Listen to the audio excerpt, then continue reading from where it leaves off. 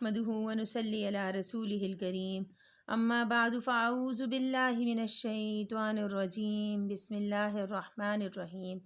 پیارے ناظرین، آج میں آپ کی خدمت میں ایک نایاب اور بہترین عمل لے کر آئی ہوں، اور وہ ہے درود پاک کی فضیلت اور برکت۔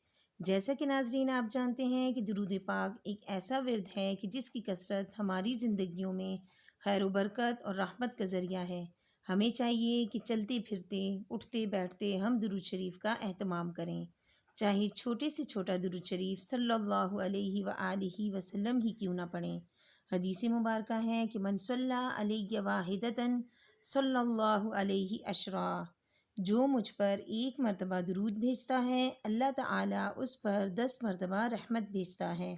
اب میں آپ کو جو درود شریف بتانے چلی ہوں وہ گناہوں کی مغفرت کے لیے ہے۔ پیارے ناظرین، انسان خطا کا پتلا ہے، چلتے پھرتے اٹھتے بیٹھتے نہ جانے ہم لوگوں سے کتنے ہی چھوٹے بڑے گناہ سرزد ہو جاتے ہیں۔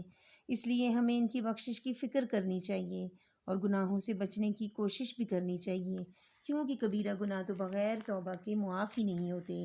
تو پیارے ناظرین، آج کا عمل گناہوں کی مغفرت کے لیے ہے۔